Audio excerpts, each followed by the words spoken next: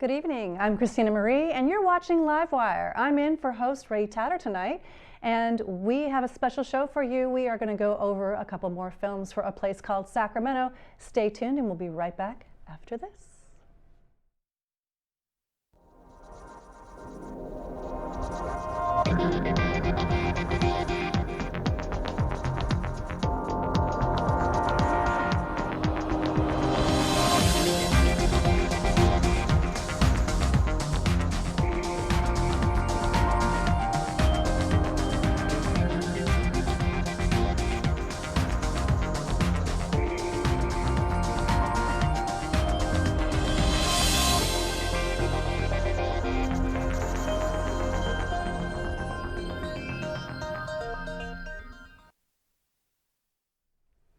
Welcome back. I'm Christina Marie, in for Ray Tatter, and this is LiveWire. And tonight we are talking about a place called Sacramento.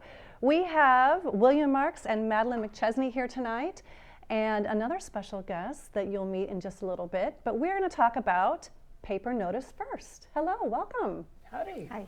Thanks for having us. Well, thank you for coming in. And I also understand it is your birthday, so happy birthday. Thank you. And you too. Oh, thank you. Yeah, my pleasure. So tonight we are talking about Paper Notice and your involvement in making this wonderful short film. Tell me a little bit about your process. So you started last year during our screenwriting contest, right? Yes. And how'd that go for you? It was actually a very great learning experience to go through the whole thing, to be on set, to have a little bit of control over my idea and what was going to happen. So it was a lot of fun. Okay, and I understand you're a husband and wife team, yes? We are, yeah. Okay, so when you're a writer-producer and a writer-producer, do you butt heads a lot? I wouldn't say so. It's Really? like building a house. Okay. And there's a lot of moving parts to it. And I would say that a lot of conversation over months and months have to do with the production. So when we're watching a movie and breaking it down, we're also utilizing those ideas to possibly implement. Yeah. But Madeline wrote for last year's PCS, and it motivated me to write. So Paper Notice is kind of my brainchild, and Madeline was kind enough to put it in the proper format. She's the brains of it, and then there were a few, maybe one or two scenes that she said, rethink it. Yeah. That's a nice way of putting it. Yeah. That's great. So, so then you went through the incubator as the writer, or did you both go as a pair in the incubator? She was a writer last year, and we produced it. Okay. I was also in the production, so there was a lot of spinning plates at that point. Yeah. And so for 2024, I wanted to challenge myself even more, and it was quite a challenge, but quite fulfilling.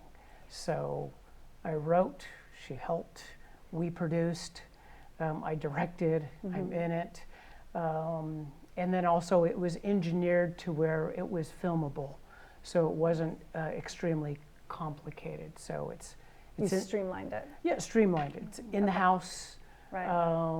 There were six actors, including myself. And there were elements to it that we did in post that just kind of made it more streamlined. So, and I had the concept, and then I just I built around it. So it wasn't written linear by any means whatsoever.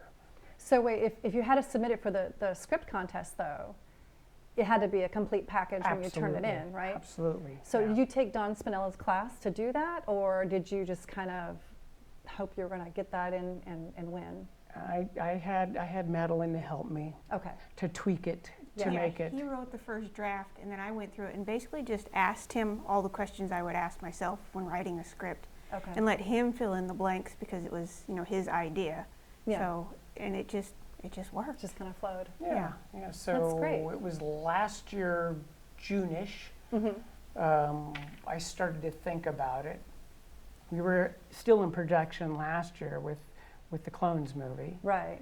And then it was August, September that I actually started to put pen to paper. And last October for the premiere, I already had first or second draft ready to go. Okay. So by the time the deadline, which is mid-December for the following year, I submitted. And then I got an email, a fun email from Donna that said, "Hey, you're the first one that submitted." So, Yeah. and then of course I think they announce in March. It's March. March, Yeah. Yeah, the winners are announced in March. Right, and we got the call then and was pleasantly surprised and delighted that Paper Notice won. Right. Yeah. So, being year-over-year participants, do you have any advice for other people who might be entering the contest? Just do it. Just enter. Even if you think your script isn't strong, you could be wrong, and it could be exactly what Access Sacramento is looking for. Yeah. Yeah, that's great. Get it in the batter's box and just swing. Just go for it. Right. The other thing is think about, is it doable? So do you have 300 people in it? Well, that's probably not going to work. So try and simplify it the best you can. Don't make the story huge. It's 10 minutes. Right. It needs That moves fast. It needs to hook within the first 10%, which is 1 minute. So if you're not hooking the audience in 60 seconds, you're starting to lose the audience. Right. So be concise. Brevity is beautiful. Yes. So moving past your script being selected, you then had the cast and crew call. How did that serve you? Well, mentally, I'd already had 90% of the cast already in mind. Okay. And I'd already pre-approached people telling them. Because you were prepared. This wasn't your first Dog and Pony show. I was very excited and enthusiastic. So I approached some people. I said, I have the script and hopefully it'll win. If it wins, great.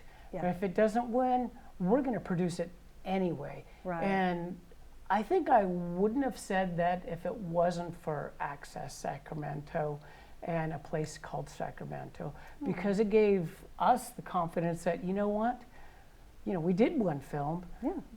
That's the hardest. Right. The first one's always the hardest. Yeah, definitely. So the next one, it was infinitely easier. So we have some slides, some BTS, I believe, and it'll kind of share with our viewers what it's like to be on an independent film set in Sacramento. For those of you at home who aren't familiar, we produce 10 films every year, all locally made by anybody in the community. Anyone can submit a script, and if you're selected to be one of the 10 finalists, then you need to make your movie with us. And so it's an incredible journey. And it's a great community as well. Yeah. Because we have an email list of all the filmmakers, and if somebody needs help, they will reach out to other filmmakers. Yeah. And we kind of lock arms and move forward. Yeah, and I think it's really nice to have the community to exchange ideas with and support each other. Excuse me. So I think that when you have a strong filmmaking community here in Sacramento, making something about Sacramento, interesting results happen. Like set pieces, you were saying, to film in one location primarily, is a good idea to help streamline the process. What else would you do? I noticed one thing. Okay, there's a couple movies where I've seen you in a couple roles. Is this like your new shtick? Like, are you going to be like, not only were you several clones, but you played the boss in the movie too, or no, the Pope. Don't give it away. Spoiler. So this is only a 10-minute film, so we don't want to give away too terribly much. But once again, it was a great challenge for me, so I embraced and wore multi hats in this project as well. As we do in independent film. Yeah. So it wasn't just a casting strategy. Yeah, yeah. But you know, and primarily, you know, for years I've been an actor, and PCS is enabled myself and us to be able to produce, and that would have never happened without this program. So we're eternally grateful. So tell us a little bit about some of this BTS that we are screening here. Who is this with the clapper? That is my daughter, Dahlia, and she was a production assistant for us last year. Okay. And William has been trying to get her to be on the other side of the camera, and she said yes. So Oh, that's great.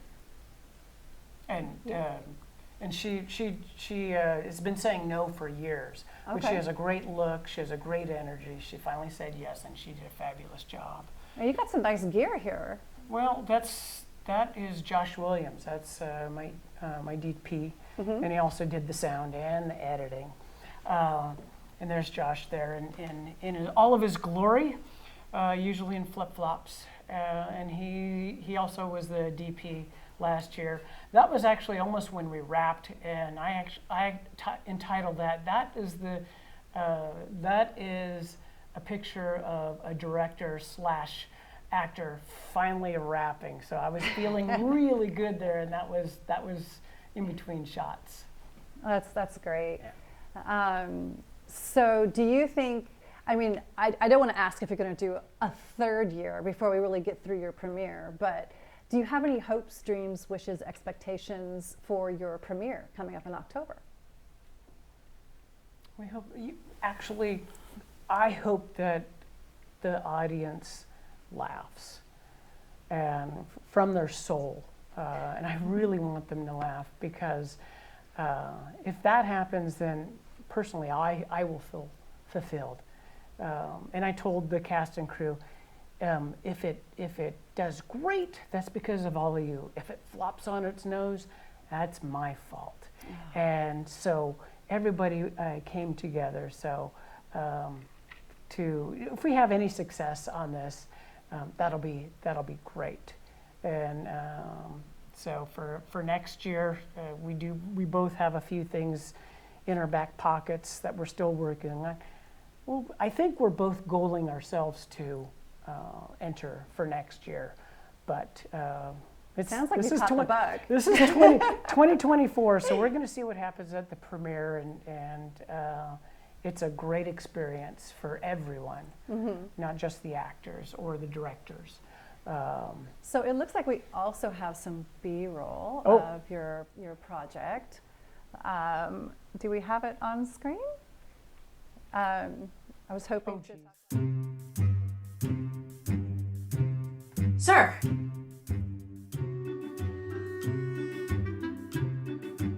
Can I speak to you? Oh, hello, Sharon. It's Cheryl, sir. Whatever, but I'm very, very busy. Sir, I think we have found our man. A new cannoli man? No, sir, our candidate for the mayor's race. Oh. See here, sir. He's rescuing a cat and then hands it to an elderly lady. Is that a toy stuffed cat? Yes, sir, but that's not important. What is important is this thing has gone viral. In just 3 days, it's had 1.5 million views. Like in politics, all you have to do is rescue a fake cat and you can be mayor. Absolutely. Yeah.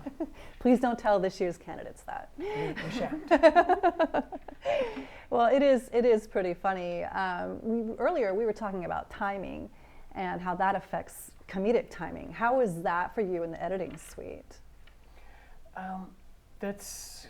You have to have an editor that understands that rhythm, and sometimes you have to give those notes in order to really mine down and get that. Yeah. Not saying that we're any experts by any means, but I think we have a pretty good sense of what's humorous, but that timing is crucial for any type of humor. Yeah. Well, speaking of timing, we need to take a commercial break, but we will be right back. And when we come back, we will be hearing from our next filmmaker with a place called Sacramento Film Festival.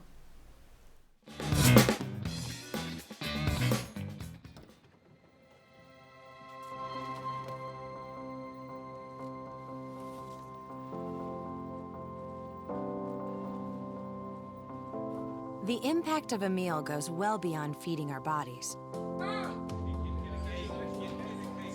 Food can open endless possibilities for people to thrive.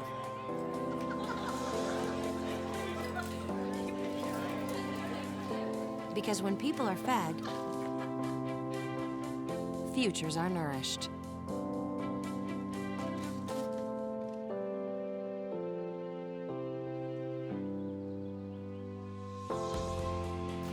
Everyone deserves to live a full life. And with your help, together we can end hunger. Join the movement at feedingamerica.org/actnow. Got some soup for you. You are loved. You are valued. You are resilient.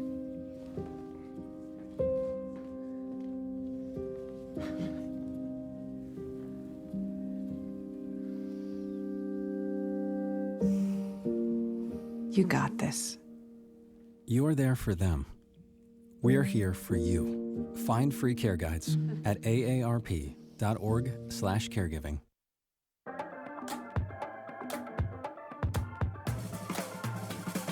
Get it, slip it, cuff it, check it. Talk to doctor now and share it. Get it, slip it, cuff it, check it. High blood pressure silently affects millions of Americans. Staying on top of your blood pressure is as simple as these 4 easy steps. Self-monitoring is power. Visit manageyourbp.org to learn more.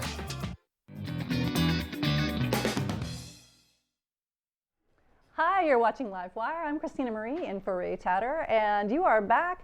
We are speaking about a place called Sacramento, of course, and our next filmmaker is Kyle Ramos with The Ad Guys, one of our selections for a place called Sacramento. Hello. Hi, thanks for having me on. Thanks for coming out. So, is this your first PCS? Or First have you... PCS, first timer, yep. Really? Is this your first time writing a screenplay?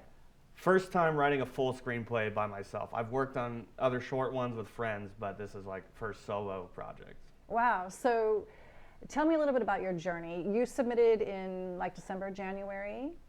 I wish I could say that. I knew about it back then, but I submitted very, very close to the deadline, which I want to say was... Like March? March, yeah. Okay. Did you take our classes to prepare for the contest? I didn't take any classes. I kind of self-taught and kind of just learned the formatting and you know, more or less the ins and outs a little bit, and kind of went at it by myself. Sent it off to people I knew who had written before and kind of got their feedback and worked from there, yeah. So when you were selected, did you think, yay, I was selected, oh God, I have to make a film now? That was almost exactly what went through my mind. I was obviously very excited, very honored, especially being like a new screenwriter by myself, but then the thoughts started running like, we got to make this thing, and like that's the fun of it, but also like, we kind of got to start getting our ducks in a row a little bit here. Yeah.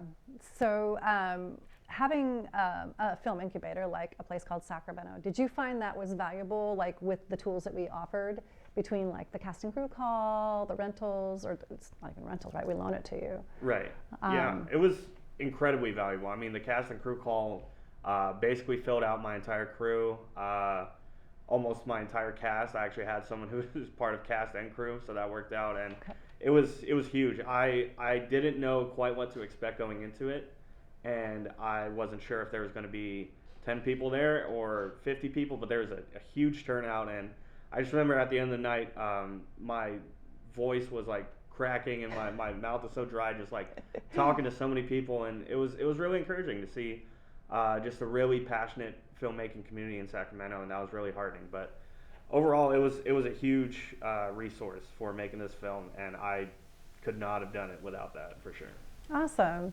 So after everything was filmed and in the can, did you have any problems in editing afterwards? My biggest problem with I also edited the film, and so if you can tell from when I submitted the film, I'm a natural procrastinator. So my biggest issue was overcoming that, and really just like digging into the footage and everything. And I got it submitted on time, beat the deadline, of course, but it came down to the wire a little bit. But in terms of just the overall process, it was nice to have it done. And editing, I think, really gave me a lot of good input on what I might have done differently, like while filming or on set, or just like little things that I noticed that, man, maybe we could have done another take on that or done this a little differently. And that was mostly what I noticed, and also just like how much work it is to edit even just like a 10-minute film, and like all that goes into it. And I'm not the most like skillful editor, but I think someone who maybe had a little more experience could have knocked it out a lot quicker than I did. But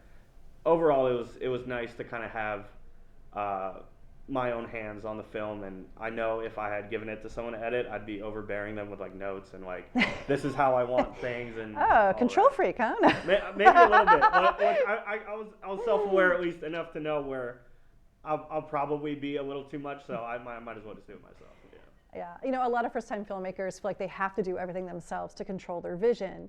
And you spoke to it earlier about, you know, most people become better shooters because they're editors. You get all that stock into the editing bay, and you're just like, I didn't need to shoot this, I didn't need to shoot that, I got the wrong angle here, I should have had the actress do this. So yeah, we actually have some B-roll of your project. You want to take a look at that and see how we did?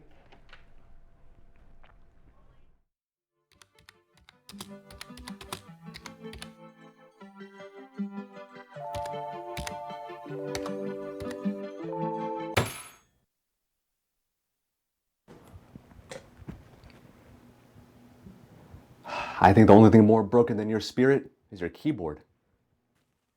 I really thought we'd be in Hollywood by now, becoming the next great directing duo.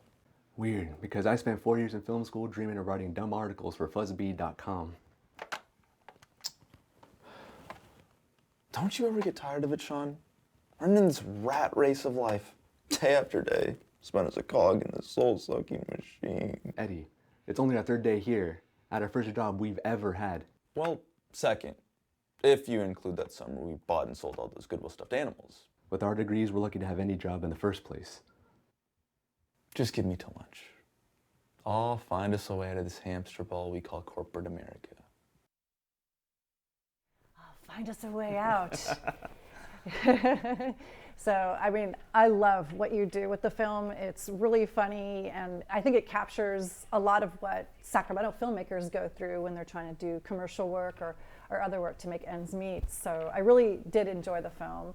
I hope the audience finds it as funny as I did. Thank you. That's number one goal, obviously. You know, that the worst feeling would be, I mean, there's like, I told even my DP, like when we're going through the edit and everything, there's like 2 or 3 jokes where I'm like, if they don't laugh at anything else, these are like my most precious things in the film. So yeah. I'm hoping that it gets the same reaction that I'm hoping for sure. Yeah, definitely.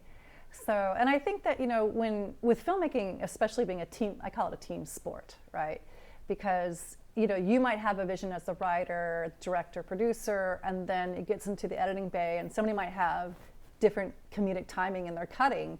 And, you know, it's like, well, what kind of humor do you want? Do you want it to be snarky humor? You want it to be romantic humor? You want, like, you didn't have any of those issues? To an extent, I did a little bit, mostly because since I brought like a rough cut to my DP, who was actually kind of my assistant editor, just because he has a lot of experience in this, and so I kind of brought it to him to see what he thought. And he gave me a lot of good insight into kind of chopping things up and like making it a little snappier and really helping improve the flow and get to the meat of the story a little bit faster and things like that. Little like nuances like that I hadn't actually considered, and I think getting that outside perspective is huge because you get so inundated with your own ideas and thoughts, and like, this is like something I wrote, this is something I directed, this is something I'm editing. So kind of having that outsider perspective was definitely a huge like difference maker in terms of where it was to the final product. So we also, looks like we have some behind the scenes photos as well. Can you tell us a little bit about what we're seeing on screen here? Sure. This is kind of just the office setup here. There's like some visual gags I hid in here, obviously, like the live, laugh, love, with that shot from The Shining. Just small things I wanted to put to kind of build the character a little bit more and kind of show you, his personality as someone who loves film. Now, did you shoot this at the workplace? It looks like this is somebody's office in real life. Yes, this was actually over at my dad's office building on a weekend. He was kind enough to let us use it. So the worst part about that was the air conditioning was not running on the weekend, and it was incredibly hot that day. And this here was actually over at Access Sacramento, where we are now, just outside the hallway here. Yeah. So did a little bit of filming here, which was another part of the resource that Access Sacramento provided that was huge. And thankfully my script called for a TV studio, so I thought this would be the perfect place to have it be set. Yeah, this is great. I love that shot there. And the green screen gags. Oh yeah. I purposely did not include any pictures of characters to be introduced later. Yeah, the spoiler alerts. Yeah, but I think that's going to be one of the more fun parts of the movie for sure. Yeah, definitely. And again, it just reminds me. It just really captured that whole like what it is to be an ad guy, in Sacramento even. From my years of experience doing it too, back when I was a filmmaker, and I just thought, this really captures it. Pretty funny. So this is going to be your first red carpet premiere. Are you ready? I think I'm ready. I've been poring over what I want to wear. I think about that a little bit too often. Even back when I first got accepted, I was already thinking like, man, what do I got to wear to this thing? Like, am I renting a tux or what? But because it's not about the films, it's about what you wear. You got to look good on the red carpet, number one. I mean, that's what people are going to remember. You're going up there on stage in front of a few people, so. But I'm mostly just excited to see all the other films. That's really my favorite part about any of these kind of premieres is, I see all the premises for all these films. And I've seen clips on the show and elsewhere, but I'm really just excited to see how they all turned out. Well, we are looking forward to seeing you there, and we're looking forward to seeing all of you, audience at home, at a place called Sacramento Red Carpet Film Premiere on October 11th. The doors open at 6, the show rolls at 7. You'll get to see 9 short films, it's a 90-minute program, and you'll also get to rub elbows with the filmmakers on the red carpet and select the Audience Choice Awards. So please come out and join us. It'll be a wonderful time at the Crest. If you have any questions, you can always go to our website, accesssacramento.org, and check out what we have there. Thank you, Kyle, for joining us, and we'll see you there. Yeah, thank you.